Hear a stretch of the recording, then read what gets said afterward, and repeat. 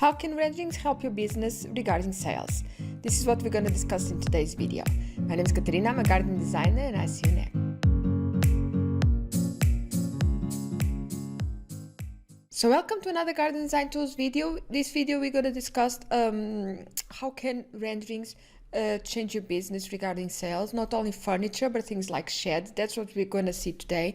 Okay, so renderings are amazing not only to make your design ideas more realistic using natural looking vegetation, but they are great to use real world furniture in your designs for the client to visualize the furniture you're going to suggest, okay, in a very realistic way in his own garden, and it's a great way without being too overwhelmed and too salesy, you know, like too strong on the commercial side when you're trying to suggest furniture or things like that, okay?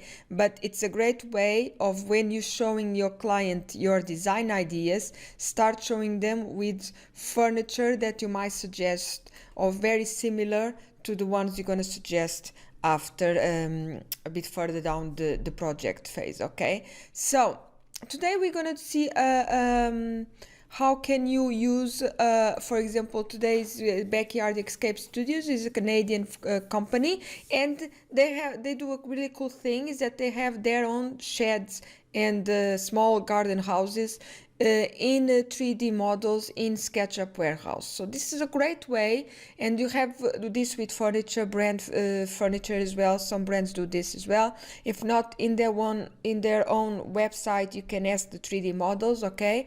Or if they don't have it available in their website, just contact them, because for sure things like sheds, garden offices, small houses, wooden houses, things like furniture, most of them, they have 3D models available, okay, for professionals.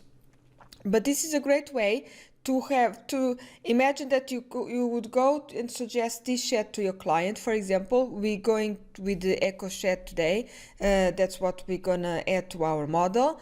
But instead of just going with photographs of the brand or with a catalog, you could actually grab the 3D model of this shed and implement it in your design together with all the other ideas you've got for your client's garden, okay? So this is an amazing way to not only show how it will look in terms of concept, okay, but to sell this shed, this particular shed that you're trying to convince your clients to buy.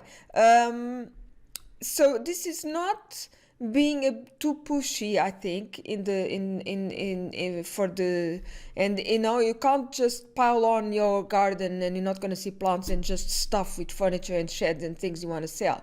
That's not the case here, but it's to make it more realistic for the client to visualize how that particular model will look together with the materials of the house, with the other materials of the garden, so it'll be more realistic for the client to imagine. So that's what we're going to do next. I'm just going to import, I already downloaded this model from the warehouse. I'm just going to upload it to my Lumion model, okay?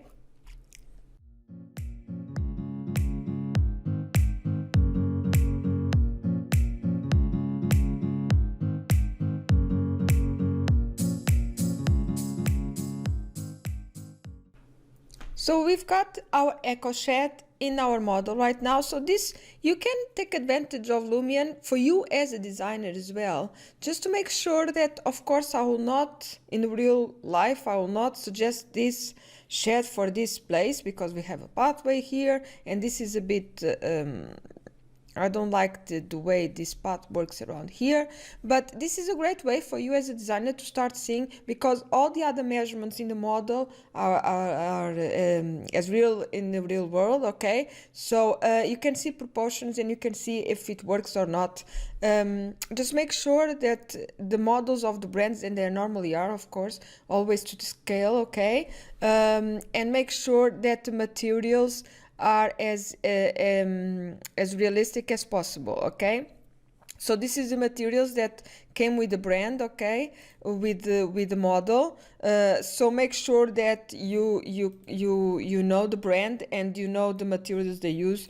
If this is as close as you get from the brand. If you're changing any materials in Lumion, just make sure they exist in real world, okay?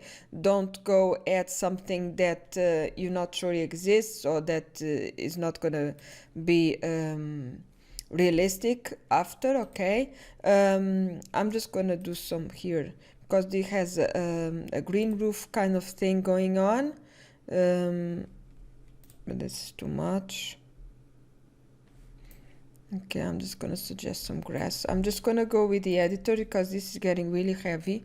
What you see here, the trees, I put trees in transparency because this model has quite a lot of trees, and I just wanted to see it a little bit better. I'm just gonna, I'll do some renderings after in the end of the model for you guys to check it out, okay? I'll just go into low res just for you guys to see. So this is a great way to suggest, okay? Because the client now can imagine how it will look in their own garden, much more realistic in terms of the volume, okay? And this is a great way to suggest things like this, okay? And you can visualize from the inside as well. So imagine with a bigger garden office or something like this, you can just have a rendering after for the clients to check it out, how you look outside, okay? A high-res rendering, not something like this. So this is how you renderings can really help doing that sale, okay? It's not being too pushy, it's not just pushing stuff and just piling on furniture and sheds and things like this in your garden. You still want your design and your design ideas in terms of planting the thing that stands out, okay, and the space. But it's a great way not only to make the client visualize real pieces of furniture, things like sheds in their garden, but with realistic materials and in terms of proportion, how it would look in the garden setting, okay? So I hope this gives you some ideas of how you can use renderings if you're a landscaper or a garden designer or a landscape architect.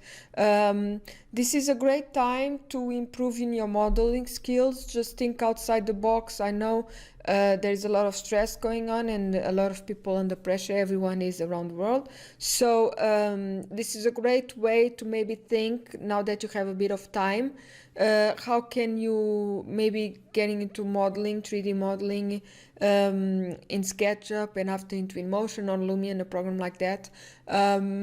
So yeah, just take this time to get your modeling skills up to date and think about how you can use it after to just bring your business up again, up and running when all this is over. Okay, see you guys, see you in the next video, and we're gonna talk next week about immersive experiences. How can Lumion and Twinmotion, we're gonna do 2 separate videos, create that immersive experience presentation of your model to your client. Okay, see you guys in the next video.